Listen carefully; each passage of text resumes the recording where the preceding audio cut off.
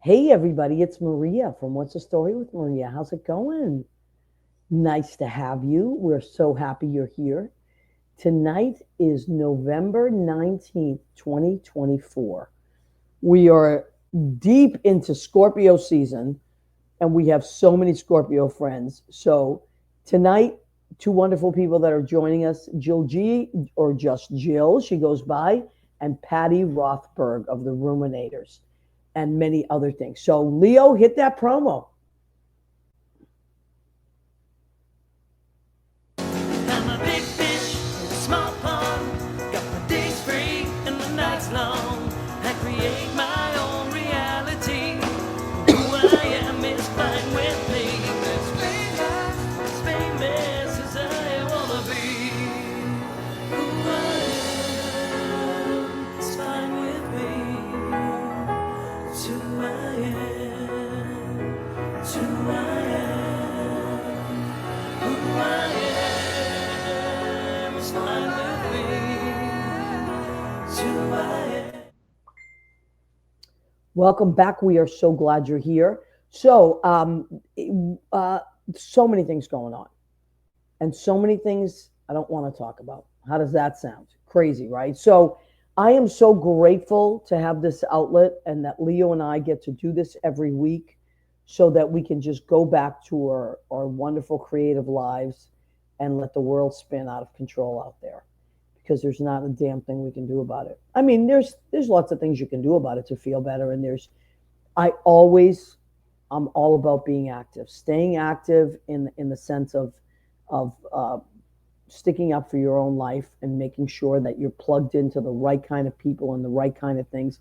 So, um, uh, please keep doing that because I got to tell you, it's been a rough few weeks for most of us. And so continue to do what you're doing. And I think one of the most important things that I realized this week is that the world might feel like it stops spinning, but it doesn't. So what I did this week, which really helped me a lot, is I didn't listen to the news. I listened to like local news, for like if my trains are on time, what the weather is, local stuff. But I didn't listen to cable news at all. And I got to tell you, it really helped. And then what I did do is I went back to listening to my audiobooks. I'm listening to Stephen King's book on writing. It's very good. And I have so many, I listen to a lot of audiobooks. So I have a lot of audiobooks that I've already downloaded. I'm going to do that. And I decided I'm going to go back to keeping a journal because I was talking to the girls that we have on tonight, Jill and Patti, and I said during COVID, I was so stressed out that I started just typing into a Google Doc when I couldn't sleep and I was terrified, and I would just type into my Google Doc and just whatever was on my mind, like I'm so terrified, whatever, just to pour it out there and leave some evidence of myself in case I disappeared. That's how frightened. I don't know about you, but that's how frightened I was. And I'm kind of in that place again. So I decided I'm going to not listen to the news, that kind of news, and I'm going to try to like listen to things that zone me right into my creativity more. And one of the books that I I read a lot of books on creativity and or other people's experience with creativity and how they do what they do. And one of my favorite books I ever read was called 12 Notes, which is by Quincy Jones. And ironically, Quincy Jones, of course, he passed away on November 3rd. And I started to watch a documentary the other night. There's a documentary on his life that his daughter, Rashida Jones, who's an actress, actually, she is the daughter of Quincy Jones and Peggy Lipton, who was an actress on the Mod Squad. I don't know if you're old enough to remember the Mod Squad, but I do. And so Rashida Jones, who I believe is might be his youngest daughter, she made this documentary, and I watched it almost all the way through. I'm going to go back and finish it. There is so much in this documentary.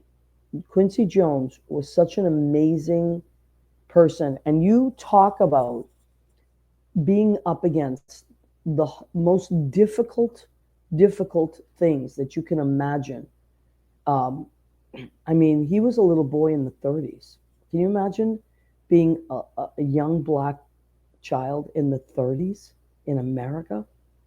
How hard that was. And his mom was not well, so she was not able to take care of them. And so I mean, their dad took care of them. He and his brother, but he and his brother basically raised themselves. But what he found as a young teenager, maybe like around 12 or 13, is he discovered music. He found a piano that he could play, and he picked up trumpet, and he literally just went crazy. He learned to play the bass. He went to anything that he could get his hands on and absorb, and anyone he could be around in the music business at all. And by the time he was 14, he was playing in bands and being hired. Like, can you imagine? And then in his like late teens, early 20s, he started writing scores and compositions, and just it's mind blowing. I highly recommend this documentary. I think it's just called Quincy Jones, and I think it's on either HBO Max or Netflix.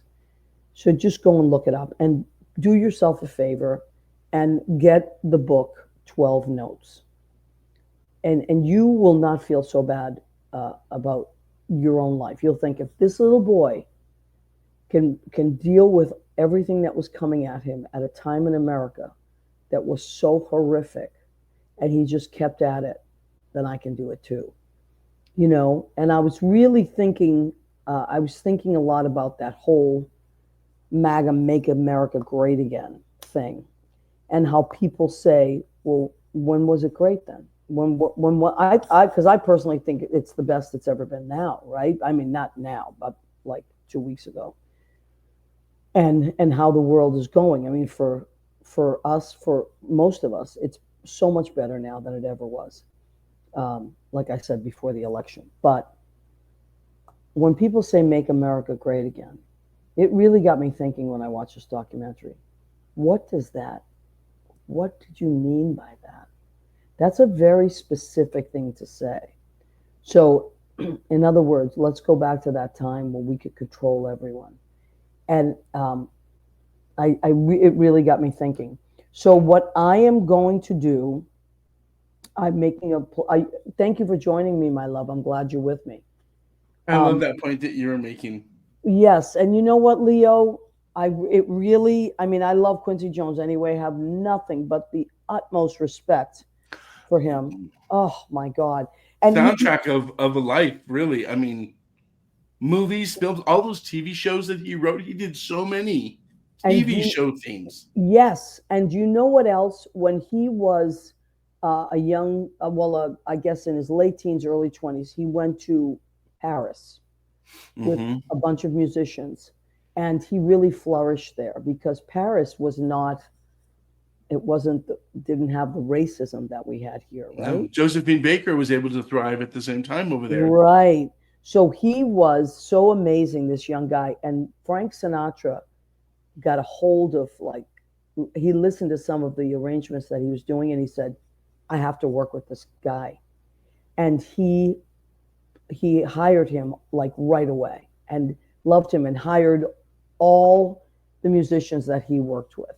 And I mean, Frank Sinatra is so, you know, he's so revered, right, by especially the Italians. But people don't know the behind the scenes of Frank Sinatra and what a civil rights activist he was. And people, if it wasn't for Frank Sinatra, those cats in Vegas would not be able to dine with people after they performed, or get equal rights as performers because of Sinatra. One of the things that came up in this documentary, which I was, you know, I just was like, people need to know this stuff, was that he had these amazing musicians, and they were all African American, and they would play at these high-end clubs, and then afterwards they had to stay across town. They wouldn't. So Frank Sinatra said, no, if they can't stay in this hotel with me, I'm not playing here. And it was people like that. Marilyn Monroe was also the same. She used to go and see Ella Fitzgerald every night.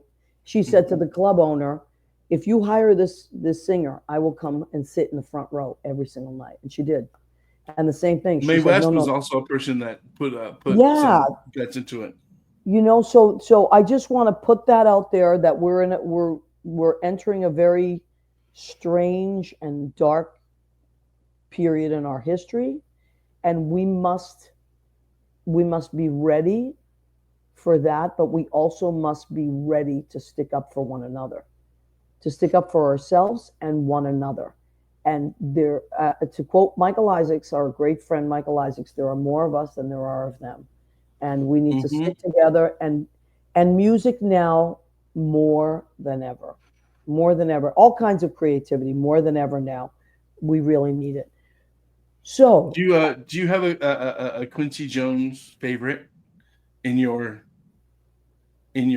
thoughts? What's your favorite? I mean, I'd have to go back and look at all of. Sometimes I forget his body of work. It's like, I mean, we did the Michael Jackson albums; those were like amazing. But he did. I heard a story about that. Michael wanted to get rid of something. Michael wanted to get rid of the in one of his early songs, and he went to Quincy, and Quincy was like, "No, right. You don't tell them no." And it's one of the biggest hits. I have to tell you my favorite, because this movie is my favorite because of that soundtrack. Okay, and it's The Color Purple. Oh my God! God's trying to tell you something. Oh my God! It makes me cry if I need to cry, if I need to get rid of my machismo and come home and just cry. Yeah. Color Purple, I'll go right to that scene. God's trying to tell. See, Daddy, singers have soul too. Yeah. I know. So many, you forget so much stuff that he did. Brenda. Andy. Yeah. No. So much. Just so many. So I did want to just start with that, because as I was getting ready tonight, one of my friends texted me about Quincy Jones, and she sent me a song, and I haven't had a chance to, but I was texting back with her, and it just reminded me that I wanted to talk about Quincy Jones and what a life that he had. And I mean, when you have to read his book, 12 Notes, or just watch. We are blessed for his existence.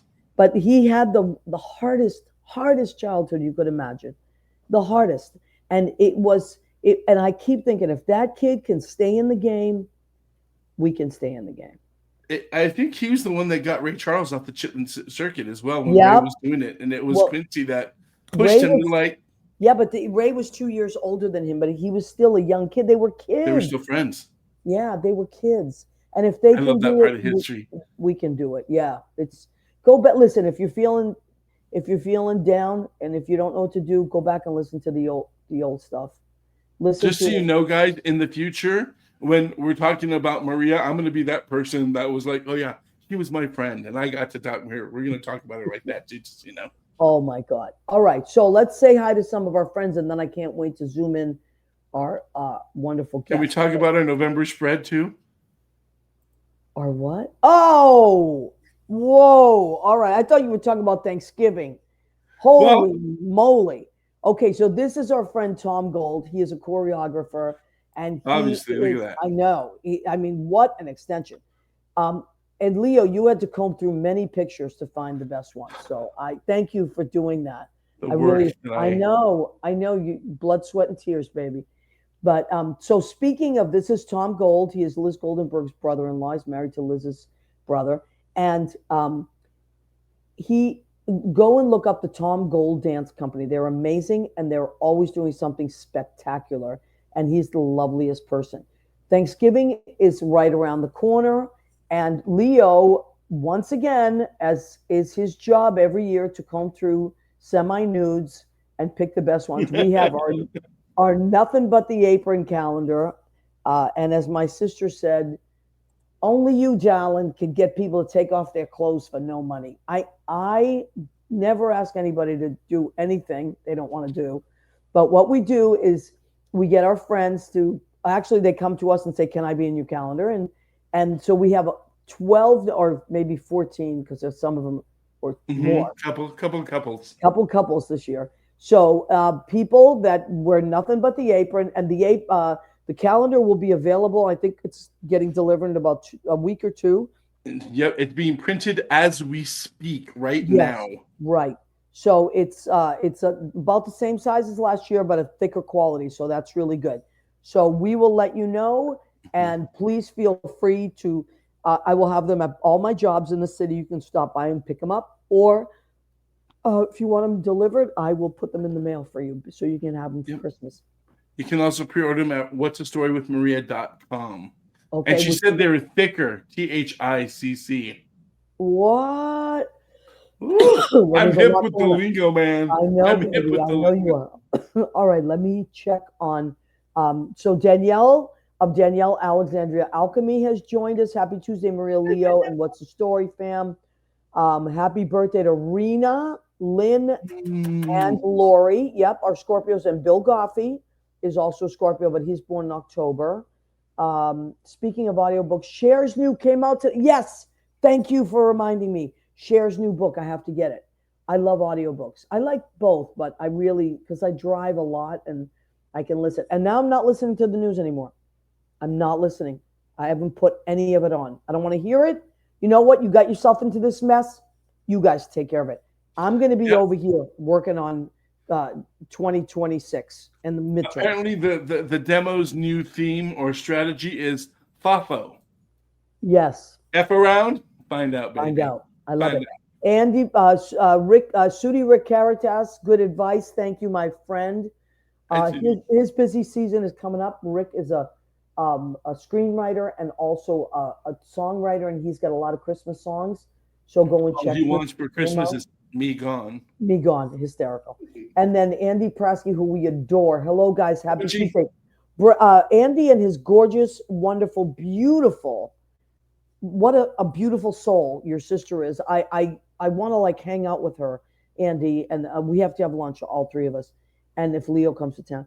So they were on last week, and he's written 3 books. Yeah, I have them. Butchie was afraid. Yeah, Butch was afraid. It was a Butchie was afraid series. Butchie and the Witch, Butchie and the Bicycle, and Butchie and the Scary Dream. Yes. So please go and check. We'll put the link in there somewhere at some point. Or you type it in, Andy. They can find it on Amazon. You go to Amazon. Amazon, type in Butchie Was Afraid series. Butchie Was Afraid. Oh, my God. Amazing books for kids. I bought 3 for Nicole's daughter, Natalie. We have a newborn in our family, and I bought 3. So so when she gets older and they can read to her, she'll have all 3 of them. Okay, do you know who just popped in? Who? Oh, Jay Rivera. Hey, Jay. Mr. April 2022. He was a hot Mr. April. So this is for me. It's almost Leo's birthday, says Danielle. Danielle, you are so amazing to remember that. Not next week. So a week from tonight is Elliot Gould and Karen Mack, because they're doing their show. They're going to join us. And but after that, so 2 weeks from tonight, we are celebrating Leo's birthday right here, having many guests zoom in. So that's going to be Leo's favorite things. That's right, Leo's favorite things. If Oprah can do it, so can I. I know. And Jay Rivera, love you, crazies. I was thinking about you today, Jay. I've been thinking about you a lot. So much to talk about. Okay, Rena, great gifts. Yes. All right. So Lori Towers, our birthday girl for tonight, who she is. Happy birthday, honey, when you listen to this. Yes, we love Lori, and she's at an event tonight. But she called me a few weeks ago. She goes, I got 2 girls. I want you to get on your show. They're amazing. And she mentioned the girls, and I said, first of all, absolutely. Anybody Lori sends me, because Lori's the best. And I always end up loving her friends, and they become friends of mine.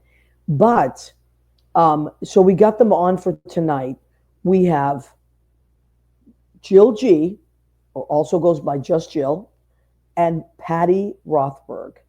They are musicians. They are singers. They're songwriters. They're fabulous legends. Yeah, downtown legends.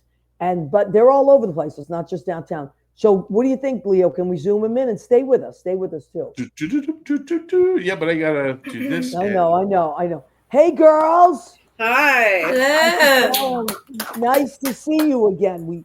We saw each other before the show, and so Just Jill, or Jill G, and Patti Rothberg of the Ruminators. So you two work together as the Ruminators, right? So you are the Ruminators, right? We are the Yes, Ruminators. yes. You are the Ruminators. Now, Patti, I was telling you earlier, I listen to your stuff. Patti Rothberg, if you don't know, if you've never heard of Patti Rothberg, you probably have heard her music. And if you were like me, a 90s, just, I was drinking great music. My brain was drinking it in the 90s. And yours was music I was loving, and I still love it. So thank you, Patti, for that. Thank you. Thank you. And you folks need to get on Spotify and type in Patti Rothberg, and that album will pop up between the 1 and 9. I loved it. I love it still. And now you got a whole new musical life, right? 4 bands. 4 bands. What the hell? Love it. Okay, so let's connect you two. How did you two start working together musically? Go ahead. So we've known each other 25 years I love that. as friends, and we met through a mutual producer. He was working on my music, and then Patti and I struck up a friendship, and I think we started writing music a few years after that. After we were just hanging out and spending time. And it took us for our first EP like several years. I think just we wrote 5 songs together, and then we wrote another 4, and then we have more. We're working on a 3rd one actually, but we started, I think, just as friends. And then I also had first seen Patti at a show in the West Village at a benefit, Bill Pop's benefit, and I was just really amazed by her voice and her music, and I just really loved it. But I hadn't really thought we were gonna perform together, Yeah, it's funny how life happens, right? It's just like you're on 2 different tracks, and then all of a sudden I love collaboration too. I'm such a fan of that, of people coming together. Like the beauty of New York, I think, is that we have so many wonderful artists, like kind of just spinning out there, right? And then life brings you together, and you're like, hey, we should do something, we should. It's like, I don't think life is like that anywhere else, but New York is just like, it's specific to New York, of hanging with people, working with others, and then someone introduce you, and you admire each other's work, and then you're writing stuff together. So Jill, have you also play guitar as well? I play guitar. I've been playing bass. And also I do a little percussion for the Ruminators. Yeah. Okay, cool. And Patti, you play guitar for sure, right?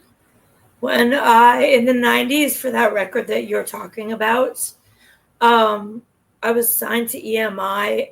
It was the same label as the Beatles, Duran Duran, Kate Bush, all my favorite artists. Right. And it was a choice between being a little fish in a giant pond. That was so neat. I know. And I was introduced to, you can come into my house, and I have like certain people would, I'm not going to name any names, but like, here's a guitar signed by Aerosmith. Here's, they would try to like give you stuff to come to Sony. And then EMI was more like, are you sure this is the life you want? And I was just out of college. So I'm like, what do you mean? What do you mean? Is this the life? Of course. I don't know. I mean, but I said, yeah, this is the life. Definitely. And that's why I wanted to hear Jill's version of how we met, because there's so many ins and outs of it and so many different little pieces of it. For example, when I was seeing this producer romantically or whatever at the time, and we would both be in like the waiting room. Like neither one of us were making our own music on a computer program. I didn't know how to do it myself. So both of us would have to hire a producer. She had one named Major Matt, very talented guy.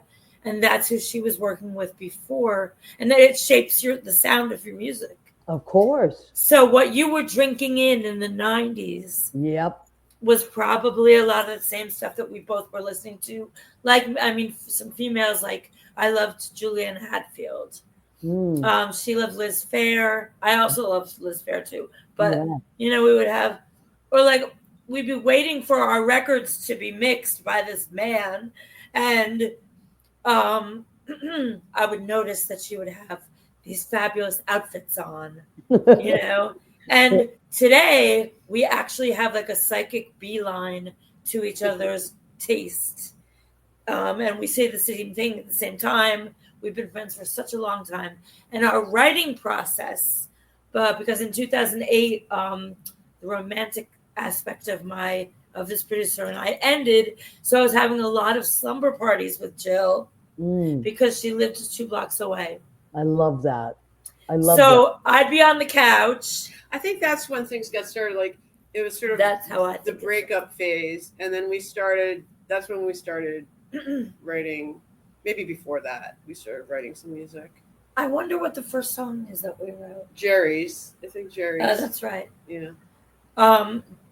We would write about situations dating, like we were kind of dreading it, because there's COVID, as for example, because we were talking about that before. Yeah. That's something that is a negative thing that touched literally everyone alive's life. Absolutely.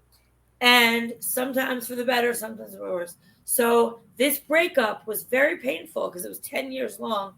And we would have these slumber parties that were actually a lot of fun. Because I would be sprawled out on the couch and we'd be like, "Good night, John boy," So I don't want to go to work, and it would turn into songs because we would, obviously we'd have discussions. This was this one ritual right before bed. We would make up a lyric, and we had an EP before long. I love that. So it's kind of almost like twins. Like when you put twins together, they have their own language, right? Yeah, I think so. Definitely. We are like from another mister. It is kind of like there are times when we come up, we were thinking the same thing. It's like one brain kind of thing, or we both have outfits. Like one time I think I had an outfit or whatever. She was dressed like it was like twins, It was like bizarrely perfect. She walked in the door and I was like, "Who gave you the memo?" Because we both had flowered shirts, a sweater. It was so unbelievable, and it's on the internet. I wrote it. I was documenting. I love it. Yeah, but I think friends.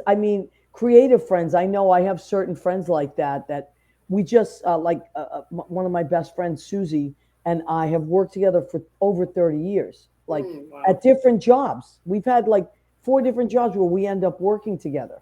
We're hired lots of times as teachers or as comedians or whatever we do together. And we don't even have to have conversations about stuff. We just get it, She'll just email me something that I already, I was going to ask her about anyway. She's like, "Oh, this is just in case you need that for tomorrow." I was this close to texting her, "Can you send me that?" And I think friends are just like that. We're kind of it's like siblings, And in lots of ways, as adults, we spend so much more time with our friends than our siblings or family, because sure.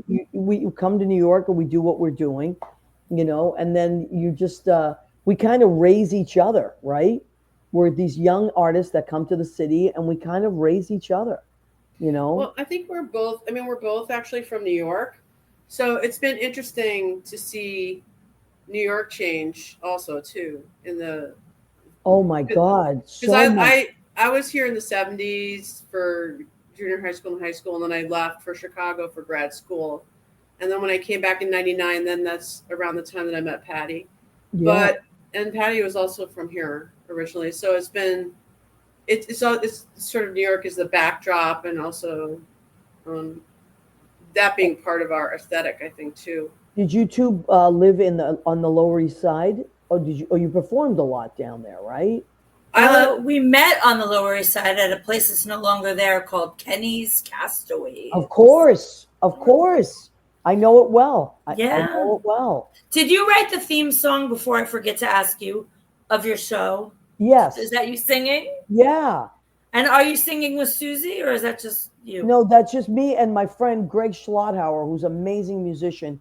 he and I co-wrote that. He's an incredible musician, and he does a lot of the harmony, but he also does the arrange. He's a great arranger too. Like he's really cool at like, oh, we need a bass line for this, and writes this amazing bass line, and then we're really good at harmonies together. So yeah, we wrote that. It's sped up for the promo, but it's on my album. I have an album on I'd love to Spotify. hear it. Yeah, I definitely want an apron. I'll pay. I want an apron calendar. I'll explain. I had a booker ever since I stopped working with this producer we both knew. In 2009, we met. I did an album called Overnight Sensation. Oh, I love that name. There's already a Frank Zappa famous album with the same title. And then there's another person that did it too. But mine was sort of like a reference to that album that you're talking about, Between the 1 and the 9. Oh, I love that album. Thank you. It actually was an overnight sensation, literally. And then by 2009, we were sort of like in the soup because somebody had invented Napster the same year. Oh my God, you're right. My album came out and then Napster came out. I forgot about Napster. I wanted to kill that guy. Which one? The guy that there was one guy, wasn't it one guy that created Napster? Oh, the guy that made it. Yeah. I thought you meant maybe Lars. Actually, Lars Ulrich was like the one who tried to stop it. He's saying you're going to kill the whole industry if you do this. And it did, because you know what? Like, I remember when my album came out, I had 2 albums. My first one came out in 98. And I printed up like a couple of thousand and sold them. Like, it was easy to sell. Like, wherever you were gigging, it was just easy. So it was like you could make your money back. And then my second one came out in 2003, and I ended up ordering so many more. But then, like, it just started with the streaming. And the more it streamed and that people could share your music, then none of us could make money anymore. And you didn't know what was out there. And how could you ever prove who was streaming your music? It really was one of the worst things to happen. I mean, it was great that the whole world could hear your stuff. That's the good part of streaming. The bad part of it is that people weren't buying stuff anymore. Yeah. So it was very challenging. But you're right. The 90s, that was that. Because I was listening to your album at the same time that like Melissa Etheridge was kind of breaking in. So like, I just remember like it was the badasses, like those were the badass girls. And like they were like those independent thinkers, that just kind of were cut from a same spot. Yeah. No, but I loved it. So that was what I was drawn to, and there was a couple people like that, and it wasn't commercial. Like it was just its own thing. Like your album was its own thing. It wasn't anything else. Melissa Etheridge's was her own thing. It was like, I'm trying to think of some of the people back then that I listened to, but that were just starting to, bring great stuff. And who's this little person? This little. Oh, that's Twilight. Is that Twilight? Where? Oh, that's Twilight, my little baby. Oh, how beautiful. Isn't he cute? And that's our first sticker, the Ruminators. You can still see them on mailboxes across America. I love it. Now, you said that you play in Jersey, because I'm in Jersey right now, because sometimes I broadcast from my girlfriend's. But so you said you play a few gigs in Jersey. And I have a great long history in New Jersey, but I'll make it short. Okay. I was in a Ramones tribute band for 10 years. Love it. I was Joey, of course. Of course. I loved Joey. When I went to see Wayne's World, and it's a few blocks from where I ended up living right now in New York City, which is kind of interesting. I saw Wayne's World, and I thought I was alone in the theater. I couldn't find anyone to watch it with me. The actual real Joey Ramone walked into the theater. Wow. I talk about foreshadowing, and he's very tall too. And I couldn't concentrate on the movie. I had to watch it twice. Oh my God. Because I was like, oh my God. Anyway, the point is, we used to rehearse in New Jersey. There was a Pink Floyd tribute band called The Machine or something like this. And they did incredibly well because a lot of people across all politics, all whatever, I know there's Roger Waters and his politics, but Pink Floyd somehow with kids for ages, for decades. They just hit, and everybody has Dark Side of the Moon. It's been number one. I think it still is. Still is, yeah. It's amazing. And that's really the power of music. Yeah. That it transcends anything. I mean, that's what you would strive. There's something to strive for there. Yeah, and anything that's good, that's written well, whether you're writing it well or not. Maybe it's just being channeled, right? But when something is really good, it's good forever. Like any generation can look at it differently and find something in it. But like those are like something like Dark Side of the Moon is like it. I mean, that just gets better and better and better. And crazier the world is, the better it is. It's kind of interesting. Like Patti and I, like we met through her producer, but I also am a photographer. So I started taking photos of Patti, like just sort of promo pictures for her.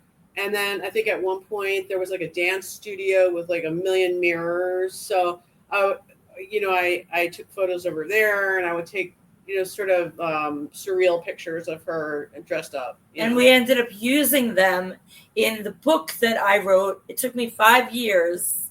Wow. And it was in New Jersey. And this is the craziest coincidence ever. But, and I'm sort of jumping around, but there's so much New Jersey. Great. Okay, so the book that she's talking about, where she's all over, all her photographs, everything. What's the name of the book? It's called Extra Awesome. Extra Awesome. And they're your photographs, Jill. And Jill's photographs are all over that book. Wow. And I went to Maxwell's, which was the big club in Hoboken. Yeah. That's where I saw John Taylor, who's from Duran Duran. We just saw Duran Duran on Halloween. How cool. At Madison Square Garden, where I played. But anyway, blah, blah, blah. So I'm skipping all around because there's so much to say about New Jersey in particular. Where did I leave off? Oh, yeah. Linden. I'd never heard of Linden. I know it's like 2 or 3 stops out of, it goes to Secaucus, Elizabeth, Linden. Oh, okay. Good to know. Out of all right. Penn Station. Okay, so I didn't know anything about New Jersey Transit, but I know that I played with Linda Perry of Four Non Blondes at Maxwell's. Okay, so we're on a double bill, and some guy that I'd never met came up to me and said, "Hey, I'm a really big fan of yours. Is it okay if I take a picture of you?" And that's Richard. Okay, Richard lives in Linden, right? Okay. But we met at Maxwell's. But Richard also did Patti's first book, Extra Awesome.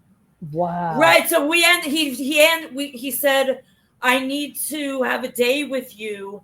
Why don't we do a photo shoot in Morgan Avenue?" Now, of course, Williamsburg.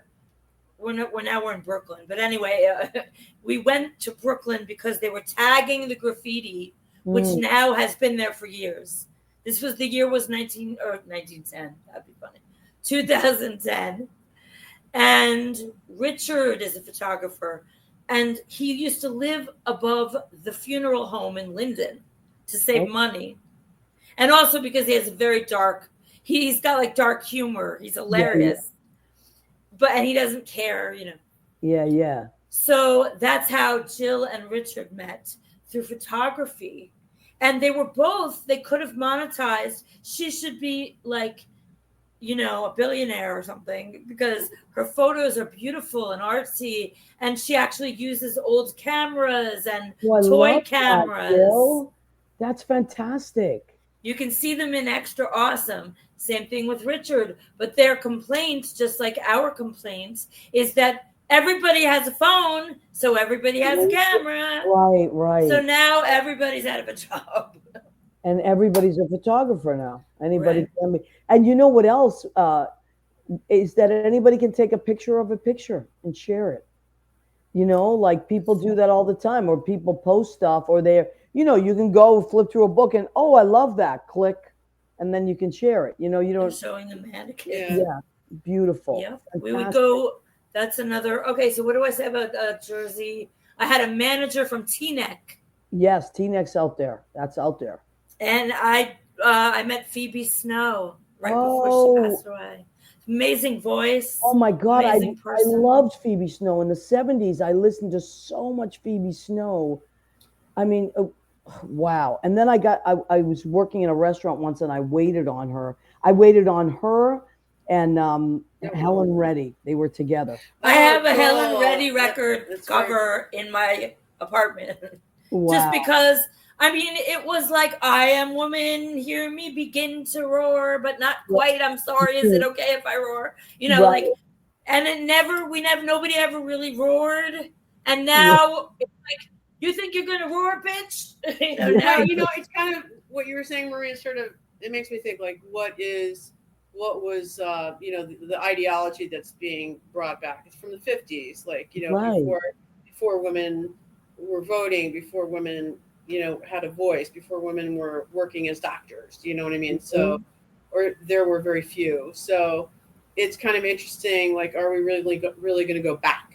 You know. But I even think of the 70s, like it was right. broke. Just and also, you know, like I didn't realize, but I learned a lot of things in the last few months. Like women couldn't get a loan for a business until 1989. 75. No, I thought it was 75. Well, so, that might have been for something else. But Oh. like, let's say I wanted to open a business, I couldn't do it until 1989. Like, that's not that long ago. Wow. So No, I remember it well. So do I. You know, so like, are you kidding me? Like, I can't imagine, or you couldn't get certain loans or credit cards unless your husband co-signed for you or your father. It's like, what? Like, I can't even imagine that. The thought of that makes me so angry that someone would want to pull. Like, why would anybody want to pull anybody back for, like, why? Like, just go about your business, live your life, succeed or don't succeed, or sit on your couch or whatever the hell you do. But why would you pull someone else back? Like, how does that help you? You know, that's why I don't want to get on this too long, but that's why I think it's so important that we continue to make art, to continue to show what we are and who we are. And like, you can't touch that. You can try a million things, but you cannot squash an artist. You just can't. You know, like, that creativity will live and live and live and live. And no matter what you do to an artist, that artist will continue to create, even if it's not for years. But even your thinking is creative. I always tell people that. You know, like, a car is still a car, whether it's in the driveway or on the highway. An artist is still an artist, whether they are creating something that day or not, because you're always in that zone, you know. So I think it's very important that we continue to do what we're doing, you know. All right, let me see. Leo, now, girls, I don't know, I didn't tell you this, but I always have food on the show. I usually, yes, because I love to eat. That's my thing. I love to eat. Tonight I did not cook because I came over here at the last minute. But I did get myself something delicious. I think it's very important to eat what you love. So I got myself delicious Thai food tonight. Yummy. In Jersey, Patti, in Edgewater. So this is shrimp pad see ew. Wow, so that's great. I love it. Nice thick noodles. You got some bok choy in there, some egg, some shrimp. Absolutely delicious. I love anything Asian, like all that stuff. I love Korean food. I love Japanese food. I love Chinese food. And America was discovered initially to get to the spices. You know what? You're right there, Patti. You are absolutely right. Didn't Marco Polo steal all those spices and bring them back to? Yeah, I think he did. I think he went over to what they used to call the Orient when we learned it in high school, and then brought all those spices brought them back to Italy. A lot of those spices and noodles. Noodles didn't start in Italy, but pasta didn't start in Italy. It started in China, I believe. So, and then this is a papaya salad, which I love. Oh, wow.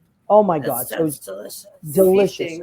And there's chilies in here and the tomatoes and crushed peanuts. So I love this stuff. I love it, love it, love it. Bon appetit. Yes, thank you. And then We always have a dessert because I love dessert. And tonight we have a German chocolate cake. So that's what I picked up. And yeah, I'm going to eat. Incredible. We both have German last names, and we love chocolate. Well, there you go. So it worked out perfectly. It does. Now, what is something I love to ask people about?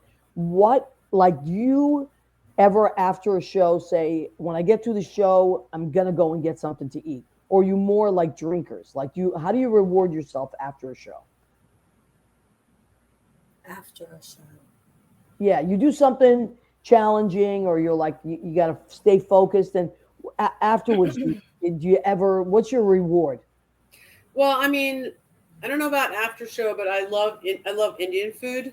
And there's this great place it's like one of the two places that are left on East 6th Street. And I'm spoiled. Marquet. And it's incredible Indian food. And that used to be Little India, right? That's the whole strip, yeah. No more. Really? I haven't been down there in a long time. Isn't it crazy how neighborhoods change? Yeah. Like, look at the West Village. Can you believe the West Village now? Well, at least there's Murray's Cheese Shop. Love it. And Fiacos is right next to it. Right. I remember all those little markety places that evoke something that you might actually say "Make America Great Again" about. Like, oh, look, it's a mom and pop shop that sells, I don't know, I'm just going to say pork. I'm not into pork, but like whatever it is, cheese, I love cheese. Yeah. Chocolate cake, look, mom and pop. Right. And also there's going to be like Korean people who own a bagel store. Right. Or maybe the people, that to me, I mean, America, to me, always when I was a little girl, it looks like a fish. It's shaped like a fish, like the Florida's like one of the fins, Maine's another fin, and California is like its head. I love that. I feel like it's an island, even though it's very much connected to Canada, which is considered North America. Well, it is North America, but I'm pretty good at geography, actually, because one of the things that I did when I got bored quarantine time was geography quizzes, shapes of continents. Wow. And actually, Pangea, which is a club. Do you know Pangea? I know it. I know it well. Yes, I know it well. It means the whole world before it broke apart. Really? All the continents. It looks like a jigsaw puzzle. It even looks like it. I love that. To me. I didn't know that. And you two did didn't you do the Wendy Stewart and Tim Moss show? Yeah, yes, at Pangea. So much fun. Isn't that fun? Aren't they great? Yes, those two. Amazing. Yeah, they're so sweet. And hi guys, thank you for that. Yeah. They will we'll definitely have to go. So you can check out that interview if you want to. It's called If These Walls Could Talk. It's on YouTube. And it's Wendy Stewart and Tim Moss. They're great people.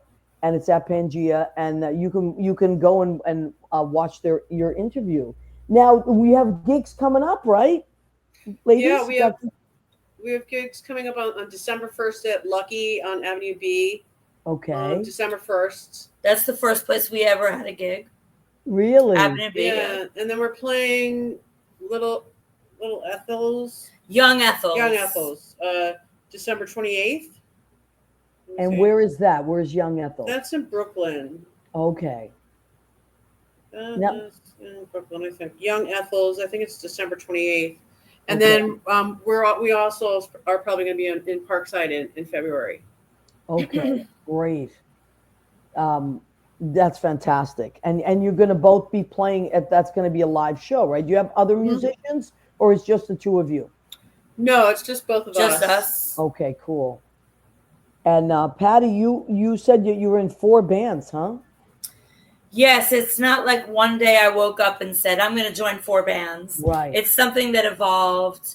One of them was during, from I guess around 2010, I actually dated a Paul Stanley impersonator because our friend that was a producer, that relationship was so serious. I was like a wife, like a rock wife. Like, Yeah. we have to go to Paramus, New Jersey again, because we have to fix the board, get the car, and I was like, we're like Batman and Robin. And I really must say we did have a lot of good times. It wasn't like awful, but it was, it didn't work out. So I forgot my point. I'm in 4 bands, right? Yeah. So I ran away from home because after I did the Hell's Kitchen thing with that producer, I'm like, well, I want to have a frivolous, fun relationship.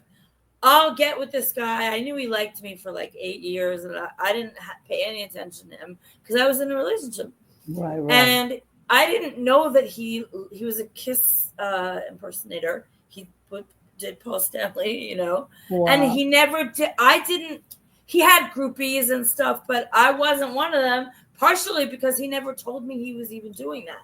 He kept it a secret from me. I don't know. Maybe he thought I wouldn't like it. Very mysterious, isn't it? It is. Yeah. And that's the reason I'm telling you that is because the guy in Linden with the dark sense of humor about the funeral home, we called each other the Paul Bearers because I bared Paul Stanley and he was a Paul Bearer. Oh my God. So that's their sense of humor. So Patti has your own band. So go ahead, and then also you're in the Deep Drags. That's my New Jersey boys band. During COVID, I was allowed to have one friend in New Jersey that was in Englewood Cliffs. Oh yeah, I know it well. Brooke Shields went there. Maybe Mira Sorvino went there. It was like a very nice, preppy school. Good, like good grades kind of thing. And I made friends with this guy named Dan. And I was allowed, because we've tested negative, to hang out with him. And we'd go back and forth. And that was my only friend. Then we ended up going to Pangea. And that was when we broke up. We were just friends. But like, he didn't want me to just use my name. He wanted to keep us as band. It's not really a band. And there's this other person, when I really ran away from home, I actually got Zoom married because I had never been married. And I'm like, well, I guess COVID. Right. COVID's the end of the world. I can't deal with living with my mother because she's OCD. I'm ADHD. It's never going to work. So I'm like, well, I'll just go run away with this guy. And I lived in Pennsylvania, not far from the Andy Warhol Museum, actually. And it was so eerie. Okay, because it was no one on the street. No one. So scary. Yeah. So and scary.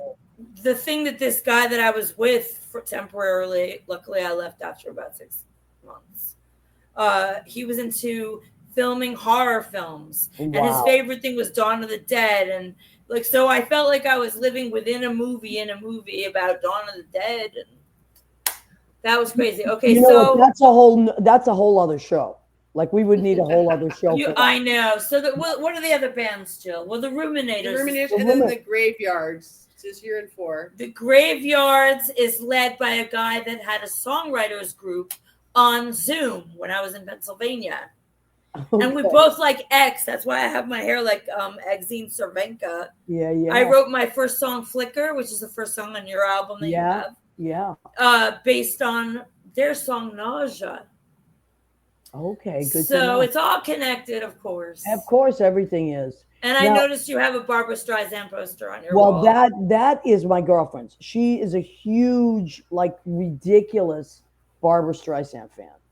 Like, above and beyond. Like, I love Barbra Streisand. When I was in junior high school, she was like my idol. Of course. I mean, same thing with me. I had a giant crush on her when I was a kid, but it was just, I still think she's phenomenal. And we saw her live a couple years ago in Philadelphia, and she was incredible. She was like almost 80, and her show was incredible. But that I had I had made for her, but she's got a lot of Barbra stuff.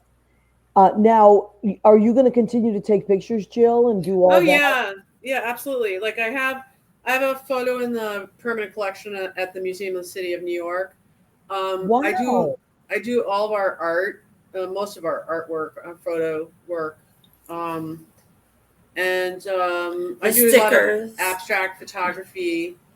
And then actually during COVID, I work at a hospital, so I actually was working the whole time during COVID. And Yeah. Oh my God! Thank you. what I would listen to 30s music and do watercolor, which I had never done before. Wow. But yeah, but no, I'm definitely always doing photography too, I love that. as well as music. Yeah. So you like listening to certain kinds of things when you create? I think during COVID, I was listening to like 30s radio. There's something called online radio box, Wow. and you could get radio programs from any era and any kind of music. So I'll always love 30s music. So I found these programs from the United States and from Europe of 30s music, and just like ads that they talk about, at the time, and it's all recorded. It's really amazing.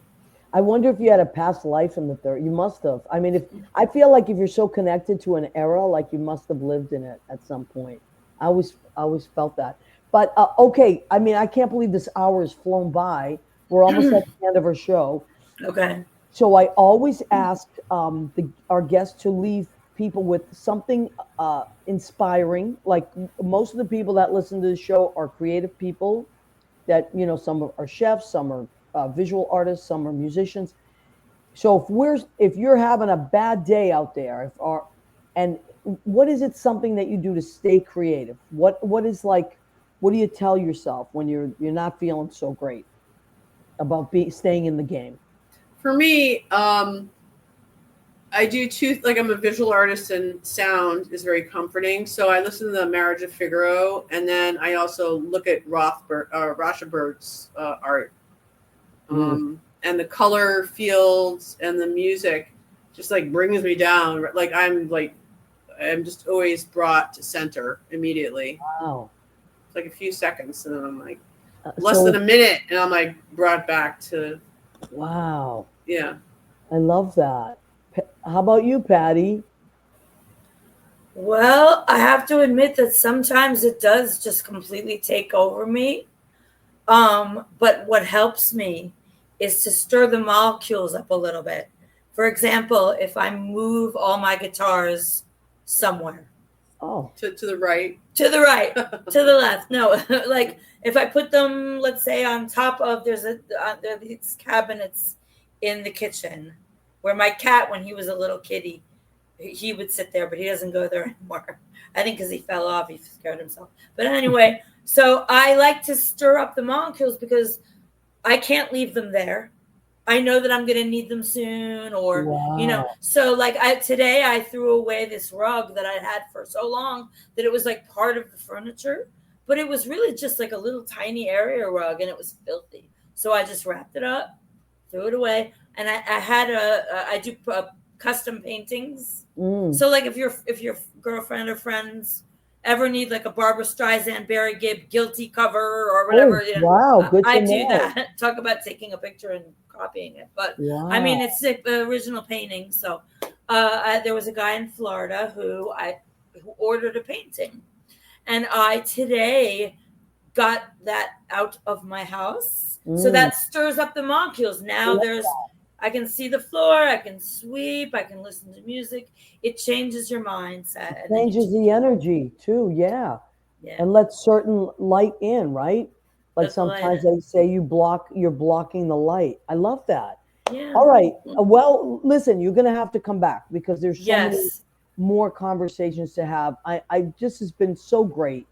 I feel great. Thank you. Me too. And thank you so much for having us. Of course. And Leo, will you join us, please, so we can Zoom out together?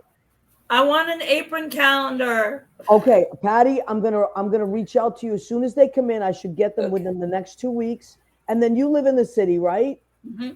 Yeah, we'll meet up somewhere. I have a car. I'll deliver it. I'll deliver it out the window. Like, be like, cool. Okay. Yeah. I'm also playing in Jersey somewhere, so we'll figure it out. We'll have to follow Patti and Jill, just Jill or Jill G, and Patti Rothberg, the Ruminators. Go and check them out. Google us. Yes, then lots will come up. Google, you won't believe it. So Leo, Now you have a show coming up this week with your kids and your adult class. I've got a show tomorrow at 3:30. We're doing song selections from Little Mermaid with my 5 through who's my oldest? 11-year-old. Oh, And that's so then cute.